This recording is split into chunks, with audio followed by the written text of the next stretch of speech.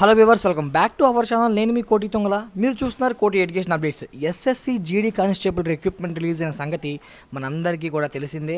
అయితే చాలామంది దీనికి అప్లై చేసుకోవడానికి సఫర్ అవుతున్నారు. ఎందుకంటే నెట్ సెంటర్లో కానీ మీ సేవలో కానీ కొన్ని ఏరియాస్ పర్టికులర్లీ లాక్డౌన్ ఉంది. అంటే ఈ పాండమిక్ సిచ్యువేషన్ అన్ని ఏరియాస్లో ఒకేలా లేదు కాబట్టి కొన్ని ఏరియాస్లో కూడా అన్ని ఓపెన్లో లేవు. అదే కాకుండా చాలామందికి ఎలా అప్లై చేసుకోవాలో తెలియదు. ఈరోజు ఈ వీడియో నేను మీకు ఎలా అప్లై చేసుకోవాలో పూర్తిగా వీడియో చేసి చూపిస్తాను. ఎక్కడ స్కిప్ చేయకుండా చూసినట్లయితే మీకు అర్థమవుతుంది. స్టెప్ బై స్టెప్ ప్రాసెస్ చూపిస్తా.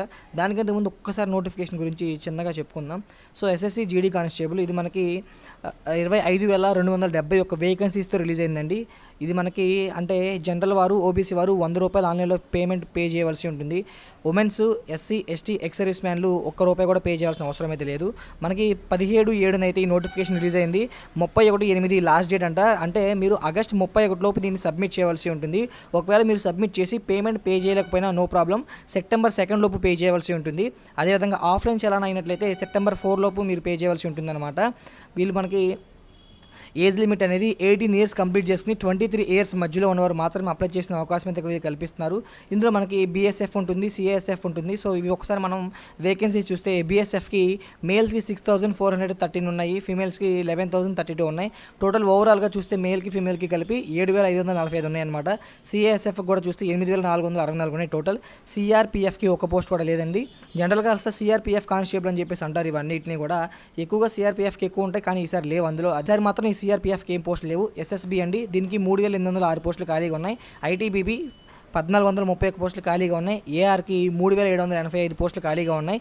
ఎస్ఎస్ఎఫ్కి 240 పోస్టులు ఖాళీగా ఉన్నాయి. సో ఇది పోస్టుల వివరాలు. మరి దీన్ని ఎలా అప్లై చేయాలి ఏంటనే పూర్తి వివరాలు కనుక చూసినట్లయితే ఇక మనకి ఎస్ఎస్సి అంటే ఏంటంటే స్టాఫ్ సెలక్షన్ కమిషన్. సో ఈ వెబ్సైట్లో మాత్రమే మీరు దీన్ని అప్లై చేయవలసి ఉంటుంది. ఈ స్టాఫ్ సెలక్షన్ కమిషన్లో అప్లై చేయాలనుకునే వారందరికీ కూడా ముందుగా రిజిస్ట్రేషన్ ఉండాలి. రిజిస్ట్రేషన్ చేసుకున్న తర్వాతే ఈ జీడీ కానిస్టేబుల్కి అప్లై చేసుకోవచ్చు. ఒక్క జీడీ కానిస్టేబుల్ అనే కాదు, స్టాఫ్ సెలక్షన్ కమిషన్లో మన గ్రూప్ 4లు పడుతూ ఉంటాయి, ఎంఆర్ఓ, విఆర్ఓ ఇవన్నీ కూడా ఈ స్టాఫ్ సెలక్షన్ కమిషన్లో రిలీజ్ అవుతాయి.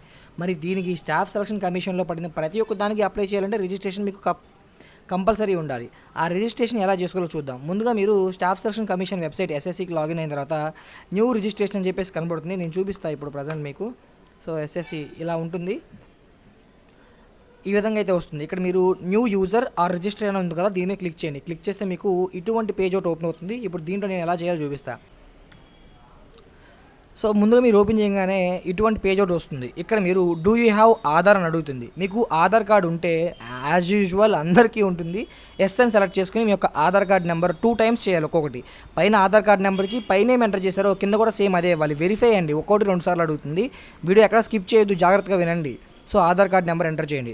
తర్వాత అంటే ఆధార్ కార్డ్ లేని అంటే ఇక్కడ నో ఉంది, ఆధార్ కార్డ్ లేకపోతే ఓటర్ ఐడి అని. సో ఆధార్ కార్డులో ఎంటర్ చేసిన తర్వాత నేమ్ అడుగుతుంది.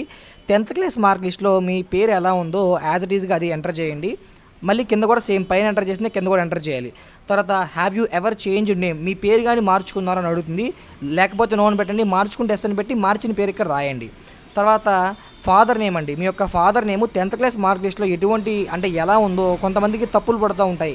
అది మీరు కరెక్ట్ రాయకూడదు, తప్పులే రాయాలి. ఎందుకంటే 10th class మార్క్ లిస్ట్లో ఏది ఉంటే అదే మనకు ఫైనల్ అనమాట. అవి కూడా స్పెల్లింగ్స్ ఎక్కడ మిస్టేక్ కాకుండా స్పేస్లు కూడా జాగ్రత్తగా చూసుకుంటూ 10th classలో ఫాదర్ నేమ్ ఎలా ఉందో అలా రాయండి. తర్వాత నెక్స్ట్ మదర్ నేమ్ అడుగుతుంది. సో మదర్ నేమ్ కూడా 2 సార్లు యాజ్ యూజువల్ రాయవలసి ఉంటుంది. తర్వాత డేట్ ఆఫ్ బర్త్ అండి, మీ యొక్క date of birth 10th class mark లిస్ట్లో ఎలా ఉందో అలా రాయండి. ఆధార్ కార్డు మీరు ఎప్పుడు కూడా బేస్ చేసుకోవద్దు. 10th class మార్క్ లిస్టు ఏ విధంగా ఉంటే డేట్ ఆఫ్ బర్త్ అవి ఇక్కడ 2 సార్లు అయితే రాయండి. ఫార్మాట్ తెలుసు కదా, డేటు మంటూ ఇయర్ ఫార్మాట్ రాయవలసి ఉంటుంది. తర్వాత ఎడ్యుకేషన్, ఇక్కడ మీకు ఎడ్యుకేషన్లో ఏమని చూపిస్తుందంటే ఓకే ఎడ్యుకేషన్ బోర్డులో మీకు బోర్డ్స్ ఉంటాయండి. మీరు 10th class మంది మీరు ఏపీ వారైతే board of secondary education Andhra Pradesh అని ఉంటుంది. సో ఇక్కడ మీరు అది సెలెక్ట్ చేసుకుని రావాల్సి ఉంటుంది. లేదా ప్రతి ఒక్క స్టేట్ అంటే తెలంగాణ ఓపెన్ స్కూల్ సొసైటీ అని ఇలా ప్రతి ఒక్క అంటే ఇది సెంట్రల్ వైజ్ అండి, అన్ని స్టేట్స్ వారు దీనికి అప్లై చేసుకోవచ్చు ఈ జాబ్స్కి అన్నిటికీ కూడా. కాబట్టి మీ స్టేట్కి సంబంధించింది ఏదో ఇక్కడ చూస్తూ రాయండి. ఒకవేళ మీ స్టేట్కి సంబంధించింది ఇక్కడ లేకపోతే అదర్స్ అని చెప్పేసి ఉంటుంది, అదర్ మీద సెలెక్ట్ చేసి రాసుకోండి. తర్వాత కిందకి స్క్రాల్ చేస్తే రోల్ నెంబర్, మీ 10th క్లాస్ మార్క్ లిస్ట్ మీద రోల్ నెంబర్ అని ఉంటుంది, లేదా హాల్ టికెట్ నెంబర్ అంటారు. సో ఇది రాయవలసి ఉంటుంది. ఇక్కడ 2 సార్లు రాయాలి ఇది కూడా. తర్వాత మీరు ఏ సంవత్సరం 10th క్లాస్ పాస్ అయ్యారో వెరిఫై ఇయర్ అండి, ఆ ఇయర్ పాస్ అయిన సంవత్సరాన్ని కూడా 2 సార్లు ఎంటర్ చేయండి. తర్వాత మీ యొక్క జెండర్ అడుగుతుంది, మీరు మేలా ఫిమేలా ట్రాన్స్జెండరా అని చెప్పేసి మీ జెండర్ ఇక్కడ 2 టైమ్స్ ఎంటర్ చేయండి. తర్వాత లెవెల్ ఎడ్యుకేషనల్ క్వాలిఫికేషన్, అంటే మీ యొక్క హయ్యర్ ఎడ్యుకేషన్ ఏంటి, అంటే మీరు 10th వరకు చదివారా, లేదా 12th అంటే 10+2 చేశారా, అంటే ఇంటర్ చేశారా, డిప్లొమోనా, గ్రాడ్యుయేషనా, పోస్ట్ గ్రాడ్యుయేషనా, పిహెచ్డీనా. మీరు అప్లై చేసే పోస్ట్ 10th బేసిక్ మీద ఉన్నా కానీ మీ హైయర్ ఎడ్యుకేషన్ ఏదైతే అది ఇక్కడ ఎంటర్ చేయండి. దానివల్ల మీకు బెనిఫిట్ ఉంటుంది తప్ప ఎటువంటి నష్టం అయితే ఉండదు. తర్వాత మీ యొక్క మొబైల్ నెంబర్, మీ ఫోన్ నెంబర్ 2 సార్లు ఎంటర్ చేయండి. మీరు రిజిస్ట్రేషన్ చేసుకునే ముందు ఏ ఫోన్ నెంబర్ అయితే ఇస్తారో లైఫ్ లాంగ్ అదే ఫోన్ నెంబర్కి ఓటీపీలు వస్తాయి. రిజిస్ట్రేషన్లో మార్పులు చేయాలన్నా, పాస్వర్డ్ మర్చిపోయి ఫర్గట్ పాస్వర్డ్ చేయాలన్నా, అప్లికేషన్ సబ్మిట్ చేయాలన్నా కానీ ఆ నెంబర్కి ఓటీపీలు వస్తాయి. కాబట్టి మీరు ఇచ్చే నెంబర్, మీ దగ్గర ఉండే నెంబర్, జాగ్రత్తగా ఉండే నెంబర్ మాత్రమే ఇవ్వండి. తర్వాత మెయిల్ ఐడి కూడా సేమ్ అంతే అండి. మొబైల్ నెంబర్ ఎంత ఇంపార్టెంటో మెయిల్ ఐడి కూడా అంతే important. So mobile number, mail ID ఇచ్చిన తర్వాత స్టేట్ ఇక్కడ ఆంధ్ర అయితే ఆంధ్ర, టీఎస్ అయితే టీఎస్ వేసి సేవ్ అని సెలెక్ట్ చేయండి. సేవ్ అని కొట్టిన తర్వాత మీకు ఒక రిజిస్ట్రేషన్ నెంబరు మీ యొక్క మొబైల్కి కానీ మెయిల్కి కానీ రెండింటికి వస్తుంది. ఒక 4 అంకెల పాస్వర్డ్ కూడా వస్తుంది. ఫస్ట్ ఈ స్టెప్ రిజిస్టర్ అయిన తర్వాత మీరు ఏం చేస్తారంటే మీ మొబైల్లో వచ్చిన యూజర్ ఐడి, తర్వాత మీకు వచ్చిన 4 అంకెల పాస్వర్డ్ క్యాప్చర్ కొట్టి లాగిన్ చేయగానే మళ్ళీ ఇటువంటి పేజ్ ఒకటి ఓపెన్ అవుతుంది. ఇక్కడ మీ యొక్క కేటగిరీ అంటే క్యాస్ట్ అండి. జనరల్ అంటే మీరు ఓసీ అయితే జనరల్ వస్తుంది. ఓసీలో కూడా కొంతమందికి ఎకనామికలీ వీకర్ సెక్షన్ ఉంటుంది, వాళ్ళని ఈడబ్ల్యూఎస్ అంటారు, వారు ఇక్కడ ఎంటర్ చేయవలసి ఉంటుంది. ఒకవేళ మీరు బీసీఏ, బీసీబీ ఇలా బీసీకి సంబంధించిన కేటగిరీ అయితే ఓబీసీ సెలెక్ట్ చేయండి. ఎస్సీ అయితే ఎస్సీ సెలెక్ట్ చేసుకోండి, ఎస్టీ అయితే ఎస్టీ సెలెక్ట్ చేసుకోండి. దాని తర్వాత నేషనాలిటీ, మీరు ఇండియన్ అయితే సిటిజన్ ఆఫ్ ఇండియన్ అని సెలెక్ట్ చేసుకోండి. తర్వాత ఐడెంటిఫికేషన్ మార్క్స్ అండి, మీ యొక్క 10th క్లాస్ మార్క్స్ మెమోలో ఉంటాయి, అంటే మోల్స్ అనమాట. ఆ మోల్ అనేది మీకు నచ్చింది వచ్చింది రాయడం కాదు, 10th క్లాస్ మార్క్ లిస్ట్లో ఏ మోల్ అయితే ఉంటుందో యాజ్ ఇట్ ఈజ్గా అదే స్పెల్లింగ్స్తో అదే స్పేస్తో అది రాయవలసి ఉంటుంది. తర్వాత మీరు ఫిజికల్లీ హ్యాండిక్యాప్డ్ అని అడుగుతుంది. ఫిజికల్లీ హ్యాండిక్యాప్డ్ అయితే ఎస్ సెలెక్ట్ చేసి దానికి సంబంధించిన ఇవ్వండి, డిసేబిలిటీ ఏంటనేది, లేకపోతే నో అని పెట్టేసుకోండి. దాని తర్వాత మీ యొక్క పర్మనెంట్ అడ్రస్ అనేది ఇక్కడ మీరు ఎంటర్ చేయవలసి ఉంటుంది. దాని తర్వాత మీ యొక్క ప్రెజెంట్ అడ్రస్, మీ పర్మనెంట్ అడ్రస్ ప్రెజెంట్ అడ్రస్ ఒకటే అయితే ఎస్ అని సెలెక్ట్ చేసినట్లయితే పైనవే కింద యాజ్ డీస్ పడిపోతాయి. తర్వాత మళ్ళీ సేవ్ అని సెలెక్ట్ చేసినట్లయితే ఇటువంటి పేజ్ ఒకటి వస్తుందండి. ఇక్కడ ఐ అగ్రీ మీద క్లిక్ చేసి ఫైనల్ సబ్మిట్ చేస్తే మీ యొక్క రిజిస్ట్రేషన్ అనేది కంప్లీట్ అయిపోతుంది. మీకు రిజిస్ట్రేషన్లో ఎటువంటి డౌట్స్ ఉన్నా కానీ మన వాట్సాప్ నెంబర్కి అయితే మెసేజ్ చేయండి, నేను మీకు క్లారిఫై ఇస్తాను. లేదు మా దగ్గర అంత టాలెంట్ లేదు, మేము రిజిస్ట్రేషన్ చేసుకోలేమనుకుంటే మన వాట్సాప్ నెంబర్కి మీ డీటెయిల్స్ అన్ని పంపించినట్లయితే మేమే మీకు రిజిస్ట్రేషన్ అయితే చేసుకుని కొంత ఛార్జ్ అయితే చేస్తామన్నమాట. సో రిజిస్ట్రేషన్ అయితే అయిపోయింది. ఇప్పుడు ఎలా అప్లై చేయాలో చూద్దాం. సో రిజిస్ట్రేషన్ అయిపోయిన తర్వాత మీకు వచ్చే యూజర్ ఐడితో మీరు ఒక పాస్వర్డ్ సెలెక్ట్ చేసుకోవాల్సి ఉంటుంది. అంటే మీరు రిజిస్ట్రేషన్ కంప్లీట్ అయిపోయిన తర్వాత మళ్ళీ లాగిన్ అయితే మీకు అదే అడుగుతుంది, మీరు కొత్తగా పాస్వర్డ్ సెలెక్ట్ చేసుకోండి అని చెప్పేసి. ఆ పాస్వర్డ్తో లాగిన్ అయితే మీకు ఇటువంటి పేజ్ ఒకటి ఓపెన్ అవుతుంది. సో ఇక్కడ మీరు ఎంటర్ చేసినవన్నీ కూడా ఆటోమేటిక్గా వచ్చేస్తాయండి, మీరే ఇక్కడ ఎంటర్ చేయాల్సిన అవసరం లేదు, అప్లికేషన్లు అన్నీ ఆటోమేటిక్గా వచ్చేస్తాయి.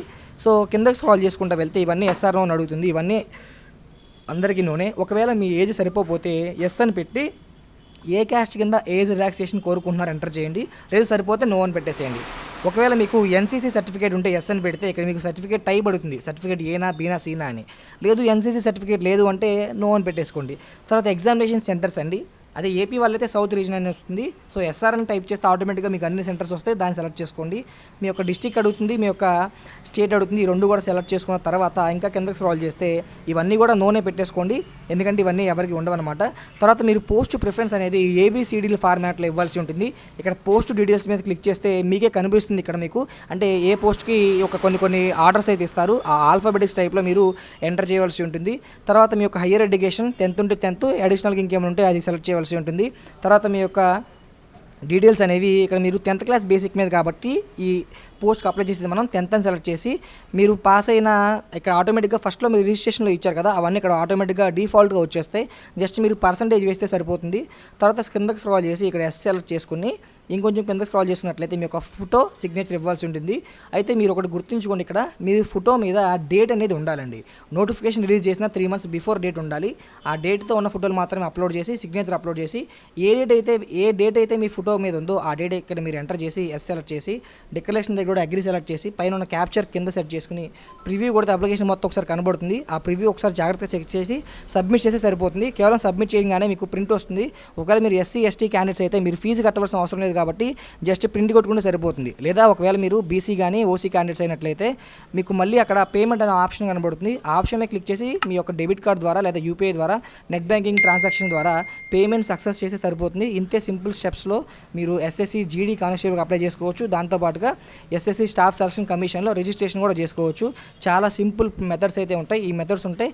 వీటిలో ఒక డౌట్ వచ్చినా కానీ మన వాట్సాప్ నెంబర్ కింద స్క్రోలింగ్ అవుతా ఉంది. ఆ నెంబర్కి కాంటాక్ట్ అయినట్లయితే డెఫినెట్గా మీకు రిప్లై ఇచ్చి ప్రాబ్లమ్ రెక్టిఫై చేయడానికి ట్రై చేస్తాము.